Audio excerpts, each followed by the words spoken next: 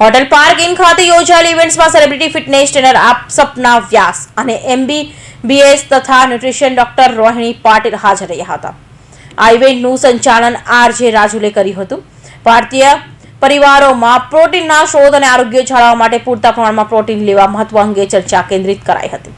ઘણી વ્યક્તિઓ જરૂરી દૈનિક માત્રાને પૂર્ણ કરી શકતી નથી.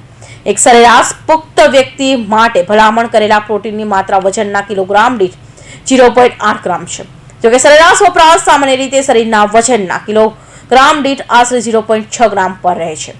MBBS અને ન્યુટ્રિશિયન ડોક્ટર રોહિણી પાટીલે જણાવ્યું હતું કે દરેક વ્યક્તિના શરીર અને ફિટનેસની જરૂરિયાતો અલગ અલગ હોય છે, જે તે બાબતે પ્રભાવિત થાય છે કે તમારું ચયાપચય કેટલું ઝડપી છે, આપણે કેટલા સક્રિય છીએ અને આપણા વ્યક્તિગત ધ્યેયો શું છે. સંતુલિત આહાર એ સર્વગ્રાહી સ્વાસ્થ્ય પ્રાપ્ત કરવાની ચાવી છે. પ્રોટીન ઉમેરવું એ લાંબા ગાળે આપણી સુખાકારી માટે નિર્ણાયક છે. પ્રોટીનનું સેવન વધારવાની એક અનુકૂળ રીત છે. આપણા રોજિંદા નાસ્તામાં બદામનો સમાવેશ કરવો. તેઓ પૌષ્ટિક, પોર્ટેબલ અને પ્રોટીનથી ભરપૂર છે. 30 ગ્રામ બદામ ખાવાથી 6.3 ગ્રામ પ્રોટીન મળે છે.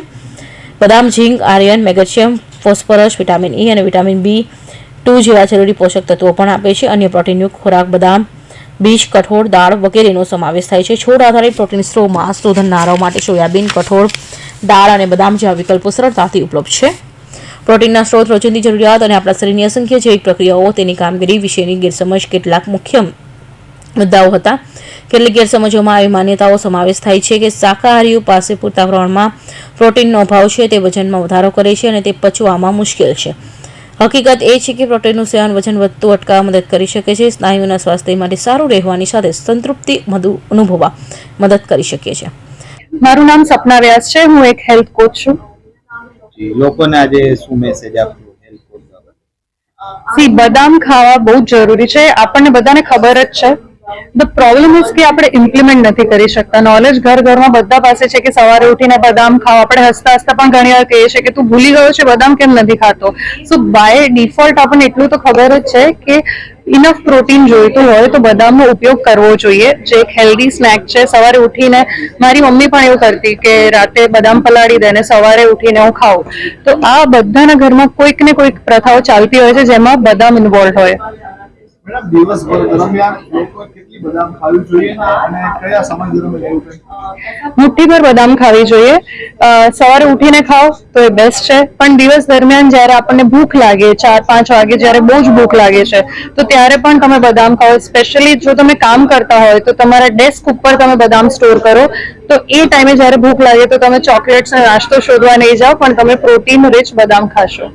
બદામની અંદર કેટલા પ્રમાણમાં પ્રોટીન હોય છે, કાર્બ્સ હોય છે, ફેટ હોય છે? બદામ એ મિક્સ ઓફ હેલ્ધી ફેટ્સ, એટલે જે હાર્ટ હેલ્ધી ફેટ્સ કહેવાય એ એમાં હોય છે, અને સાથે સાથે પ્રોટીન પણ પ્રમાણે સારું એવું હોય છે. એટલે આપણે જો વાત કરીએ તો એક મુઠ્ઠી બદામમાં રફલી 162 કેલોરીઝ જેવું હોય છે અને 6 થી 8 ગ્રામ પ્રોટીન હોય છે, ડિપેન્ડિંગ કે તમારી મુઠ્ઠી કેટલી મોટી છે. સો એમાં હેલ્ધી ફેટ્સ, પ્રોટીનનું ખૂબ સારું પ્રમાણ છે અને હેલ્ધી ફેટ પણ આપણા શરીરને જોઈએ જ છે, કારણ કે તો જ બધા ન્યુટ્રિશન એ પચાવી શકશે. સેલિબ્રિટી ફિટનેસ ટ્રેનર સપના વ્યાસે કહ્યું કે સેલિબ્રિટી ફિટનેસ કોચ તરીકે હું પોષણના પાવર હાઉસ તરીકે બદામના અવિશ્વસનીય ફાયદાઓને પ્રમાણિત કરી શકું છું. તે માટે પ્રોટીનનું એક અદ્ભુત સ્ત્રોત નથી, પરંતુ તે એકંદરે આરોગ્ય માટે મહત્વપૂર્ણ પોષક તત્વોથી પણ ભરપૂર છે. અંગત રીતે હું સતત ઉર્જા અને સ્નાયુની પુનઃપ્રાપ્તિ માટે મારા રોજિંદા આહારમાં બદામનો સમાવેશ કરવામાં મુદ્દો બનાવું છું. તેમનો સ્વાદિષ્ટ સ્વાદ તેમને અનુકૂળ અને સંતોષકારક નાસ્તો બનાવે છે, જે મારી સક્રિય જીવનશૈલીને તાકાત આપે છે. યાદ રાખો, બદામને સ્વીકારવી એ તમને ફિટનેસ અને સ્વસ્થ बनवाનું માટેનું એક પગલું છે. नमस्ते, मैं डॉक्टर रोहिणी पाटिल, मैं एक डॉक्टर हूँ और एक न्यूट्रिशनिस्ट हूँ, और आज हम बात कर रहे हैं कि आमंड्स और कैलिफोर्निया आमंड्स जैसे हम इंडिया के पूरे प्रोटीन मालन्यूट्रिशन की जो प्रॉब्लम है उसको हम सॉल्व कर सकते हैं.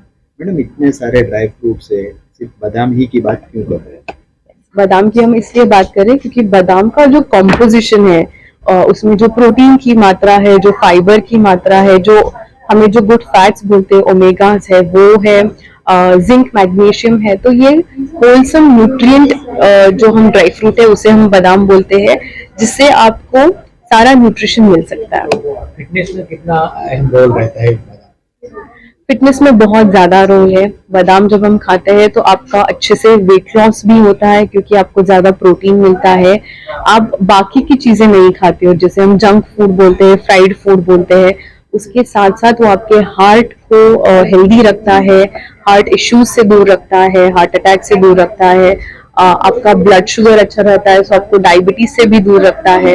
और बादाम एक ऐसी चीज है जो हर कल्चर में हेल्दी है और हर डाइट में आप उसको खा सकते हैं। કયા પ્રકારનું પ્રોટીન ખાવું, કેટલું ખાવું, મેક્રોન્યુટ્રિશન મહત્વનું છે અને પ્રોટીનની સરળતાથી ઉપલબ્ધતા સ્ત્રોત વિશે જાગૃતિ લાવવાની તાતી જરૂરી છે. સારું સ્વાસ્થ્ય જાળવવા માટે શરીરની દૈનિક પોષક તત્વો જરૂરિયાતો પૂરી થાય તેની ખાતરી કરવી જરૂરી છે. Bureau report, Hind TV news, Surat.